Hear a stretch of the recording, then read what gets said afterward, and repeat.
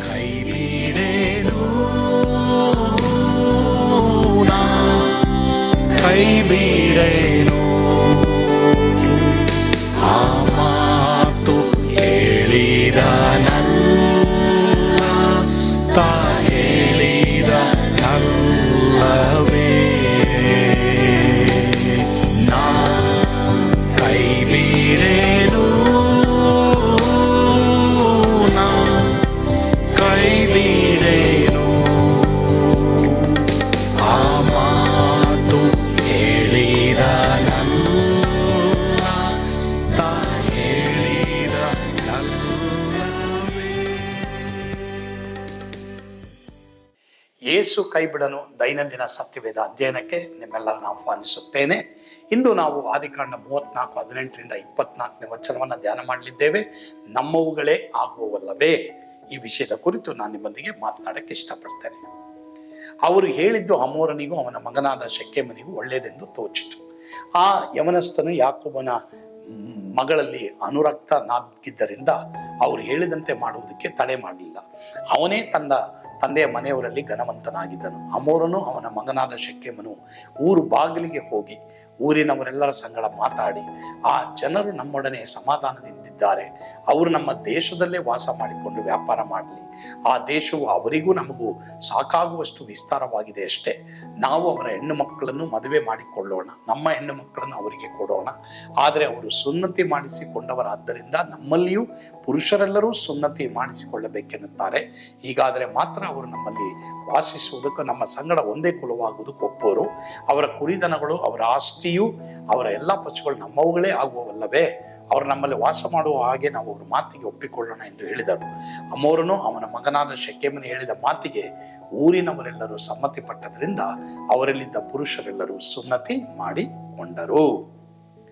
ಸರಿ, ಈಗ ಈ ಭಾಗದಲ್ಲಿ ನಾವು ನೋಡ್ತೀವಿ, ಈ ದೀನಳಲ್ಲಿ ಶೆಕೆಮನು ಅನರಕ್ತವಾಗಿದ್ದರಿಂದ ಇವಾಗ ಇವರು ಏನ್ ಮಾಡ್ತಾರೆ, ಹಮೋರನು ಶೆಕೆಮನ್ ಇಬ್ರು ಬಂದು ಊರಿನ ಬಾಗಿಲಿನಲ್ಲಿ ಕುಳಿತುಕೊಂಡು ಊರಿನವರೆಲ್ರಿಗೂ ಹೇಳ್ತಾರೆ, ಯಾಕೋಬನ ಆ ತಂಗಿ, ತಂದೆ, ಅಣ್ಣಂದಿರು ಇವರೆಲ್ಲರೂ ಒಪ್ಕೊಂಡಿದ್ದಾರೆ. ಆದರೆ ಅವರು ಒಂದು ಕಂಡೀಷನ್ ಬಂದಿದ್ದಾರೆ, ಪುರುಷರೆಲ್ಲರೂ ಸುನ್ನತಿ ಮಾಡಿಸ್ಕೊಳ್ಬೇಕೆಂಬುದಾಗಿ. ಸುನ್ನತಿ ಮಾಡಿದ್ರೆ ಮಾತ್ರವೇ ಅವರು ನಮಗೆ ಮದುವೆ ಮಾಡಿಕೊಡ್ತಾರೆ. ಆಗ ಖಂಡಿತವಾಗಿ ಅವರ ದನ, ಪಶು, ಕುರಿಗಳೆಲ್ಲವರ ಆಸ್ತಿಪಾಸ್ತಿಗಳು ನಮ್ಮದಾಗುತ್ತೆ. ಹೀಗಾಗಿ ಅವ್ರು ನಮ್ಮ ದೇಶದಲ್ಲಿ ವಾಸ ಮಾಡ್ಬೋದು, ಅವ್ರಿಗಿರೋದೆಲ್ಲ ನಮ್ಮದೇ ಆಗುತ್ತಲ್ಲ ಅಂತ ಹೇಳ್ತಾರೆ. ಈ ಮಾತನ್ನ ಎಲ್ಲರೂ ಒಪ್ಪಿ ಏನ್ ಮಾಡ್ತಾರೆ, ಪುರುಷರೆಲ್ಲರೂ ಸುನ್ನತಿ ಮಾಡ್ಕೊಳ್ತಾರೆ. ಇದು ಬರೀ ನಾವು ನೋಡ್ಬೇಕಾದ್ರೆ ದೈಹಿಕವಾದ ಆಲೋಚನೆ. ಇದರಿಂದ ಊರಿಗೆ ಎಂತ ತೊಂದರೆ ಆಗುತ್ತೆ ಅನ್ನೋದನ್ನ ನಾವು ಮುಂದೆ ನೋಡ್ತೀವಿ. ಇವತ್ತು ಎಷ್ಟೋ ಜನ ದೇವರ ಹತ್ರ ಪ್ರಾರ್ಥನೆ ಮಾಡ್ದೇನೆ ಆಲೋಚನೆಗಳನ್ನ ಜನರಿಂದ ತೆಗೆದುಕೊಳ್ತಾರೆ, ರಾಜಕೀಯ ವ್ಯಕ್ತಿಗಳಿಂದ ತೆಗೆದುಕೊಳ್ತಾರೆ, ಅನ್ಯರಿಂದ ತೆಗೆದುಕೊಳ್ತಾರೆ. ಮಾತ್ರವಲ್ಲದೆ ಇವತ್ತು ಎಷ್ಟೋ ಜನ ದೇವರೊಂದಿಗೆ ನಡೆಯದವರಿಂದ ಐಡಿಯಾಗಳನ್ನ ತೆಗೆದುಕೊಳ್ತಾರೆ, ಕಡೆದಾಗಿ ನಷ್ಟಕ್ಕೊಳಗಾಗ್ತಾರೆ. ಆ ರೀತಿ ನೀವು ಯಾರಾದ್ರೂ ಆಗಿದ್ದೀರಾ? ಇನ್ನು ಮೇಲೆ ದೇವರಿಂದ ಆಲೋಚನೆ ಪಡಿರಿ, ದೇವರ ವಾಕ್ಯದಿಂದ ಆಲೋಚನೆ ಪಡಿರಿ, ದೇವರೊಂದಿಗೆ ನಡೆಯುವವರಿಂದ ಆಲೋಚನೆ ಪಡಿರಿ. ಆಗ ಮಾತ್ರನೇ ನಿಮ್ಮ ಊರು, ನಿಮ್ಮ ಪಟ್ಟಣ, ನಿಮ್ಮ ಮನೆ ಸುರಕ್ಷಿತವಾಗಿರ್ತದೆ. ಕರ್ತನು ಆ ರೀತಿಯೇ ನಿಮ್ಮ ಜೀವಿತವನ್ನು ಆತ್ಮಿಕ ಆಲೋಚನೆಯಿಂದ ತುಂಬಲಿ. ಆಮೇಲೆ ಪ್ರಾರ್ಥಿಸೋಣವಾ? ನಮ್ಮನ್ನು ಬಹಳವಾಗಿ ಪ್ರೀತಿ ಮಾಡುವಂತ ನಮ್ಮ ಸ್ವರ್ಗೀಯ ತಂದೆ ಆದವರೇ, ಹಮೋರನು ಶೆಕೆಮನು ಕೊಟ್ಟಂತ ದೈಹಿಕವಾದ ಆಲೋಚನೆಗೆ ಊರಿನವರೆಲ್ಲರೂ ಮೋಸ ಹೋಗ್ತಾರೆ. ದೇವರೇ, ಕಡೆಗೆ ಮುಂದೆ ಅವರು ಏನ್ ನಷ್ಟ ಹೊಂದ್ತಾರೆಂಬುದಾಗಿ ನಾವು ನೋಡೋದಕ್ಕೆ ಹೋಗ್ತೀವಿ. ಇವತ್ತು ಅನೇಕ ಕುಟುಂಬಗಳು, ಇವತ್ತು ಜನರ ಐಡಿಯಾಗಳು, ದೇವರೇ ಮಾತ್ರವಲ್ಲದೆ ದೇವರೇ ಸ್ವಾಮಿ, ಅನೇಕ ಸೋಷಿಯಲ್ ಮೀಡಿಯಾದಲ್ಲಿ ಬರುವಂಥ ಐಡಿಯಾಗಳಿಗೆ ಒಳಗಾಗಿ ತಮ್ಮ ಆರೋಗ್ಯ ನಷ್ಟಪಡಿಸ್ಕೊಂಡಿದ್ದಾರೆ, ಅಥವಾ ತಮ್ಮ ಮನೆಯನ್ನು ನಷ್ಟಪಡಿಸ್ಕೊಂಡಿದ್ದಾರೆ, ತಮ್ಮ ಆರ್ಥಿಕ ಪರಿಸ್ಥಿತಿಯನ್ನು ನಷ್ಟಪಡಿಸ್ಕೊಂಡಿದ್ದಾರೆ, ಅನೇಕರು ತಮ್ಮ ಕುಟುಂಬಗಳನ್ನ ನಷ್ಟಪಡಿಸ್ಕೊಂಡಿದ್ದಾರೆ. ಆದರೆ ನಿನ್ನ ಆಲೋಚನೆಗಾಗಿ ಕಾಯಲಿಲ್ಲ ದೇವರೇ. ನಿನ್ನ ಆಲೋಚನೆಗಾಗಿ ಕಾಯುವಾಗೆ ನಮ್ಮೆಲ್ಲರಿಗೂ ಕೃಪೆ ಕೊಡು. ಆ ರೀತಿ ನೀನು ಮಾಡ್ತೀಯ, ಅದಕ್ಕಾಗಿ ಸ್ತೋತ್ರಪ್ಪ. ಸ್ತುತಿ, ಘನ, ಮಾನ, ಮಹಿಮೆ ನೀವು ಒಬ್ಬರೇ ಹೊಂದಿಕೊಳ್ರಿ ಸ್ವಾಮಿ. ಯೇಸುವಿನ ಹೆಸರಿನಲ್ಲಿ ಪ್ರಾರ್ಥಿಸ್ತೇವೆ ದೇವರೇ, ಆಮೇನ್. ಕರ್ತನು ತಾನೇ ನಿಮ್ಮೆಲ್ಲರನ್ನ ಆಶೀರ್ವಾದ ಮಾಡಲಿ. ದೈವಿಕ ಸಮಾಧಾನ, ಸ್ವರ್ಗದಾನಂದ ನಿಮ್ಮೆಲ್ಲರನ್ನು ತುಂಬಿ ತುಳುಕಲಿ. Amen. God bless you.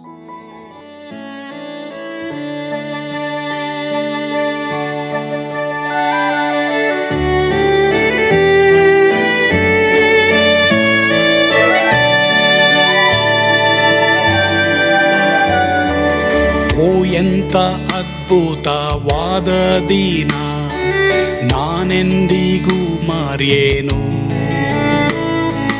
ಪಾಪಂಧಕಾರದೊಳ್ ಅಲೆದೇನ ರಕ್ಷಕನ ಕಂಡೇನು. Komala ಕರುಣೆಯುಳ್ಳ Yesu N ಕೊರತೆ ನೀಗಿದ. ಕತ್ತಲೆ ಹೋಯಿತು ಜ್ಯೋತಿಯು ಮೂಡಿತು, ನಾನೀಗ ಧನ್ಯನಾದೆ. ಸ್ವರ್ಗದ ನಂದ ಎನ್ನಾತ್ಮ ತುಂಬಿತು. ಶಿಲುಬೆನಾಥ ಎನ್ ಸ್ವಸ್ಥ ಕೈದನು. ಎನ್ ಪಾಪ ತೋಳೆದ ಈರುಳ ದಿನಕ್ಕೆ ತಿರುಗಿದ. ಸ್ವರ್ಗದ ನಂದ ಎನ್ನಾತ್ಮ ತುಂಬಿತು.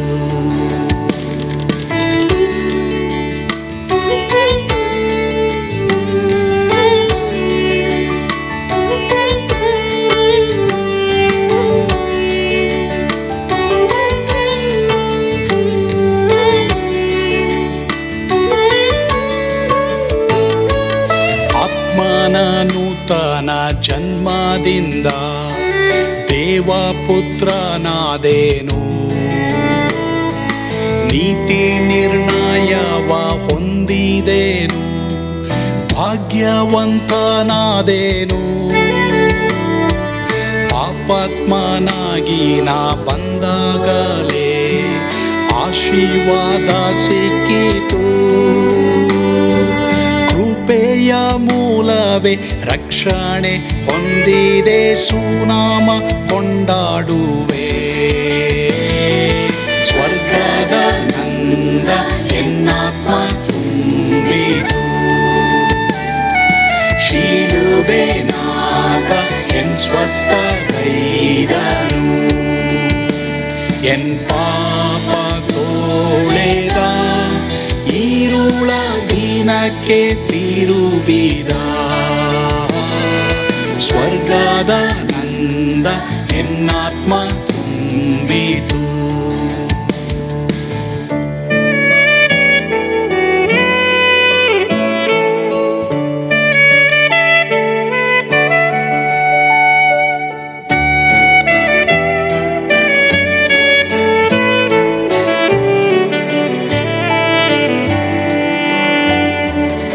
ಅನಂತ ನಿರೀಕ್ಷೆ ಏನಾಗಿದೆ, ಕಾಲವು ತೀರಲಾಗಿ. ಸ್ವರ್ಗದ ಭವ್ಯ ಬಿಡಾರದಲ್ಲಿ ನಿತ್ಯವಾಗಿ ಇರುವೆ. ಶಿಲುಬೆ ನನಗೆ ಆಶ್ರಯವೇ, ನಂಬಿಕೆಗಾಧಾರವೇ. ನಿತ್ಯ ಐಶ್ವರ್ಯವ ದಿವ್ಯಾಶೀರ್ವಾದವ ಕರ್ತ ಇವನೇ ನಗೆ. ಸ್ವರ್ಗದ ನಂದ ಎನ್ನಾತ್ಮ ತುಂಬಿತು. ಶಿಲುಬೆನಾಥ ಎನ್ ಸ್ವಸ್ಥ ಕೈದನು. ಎನ್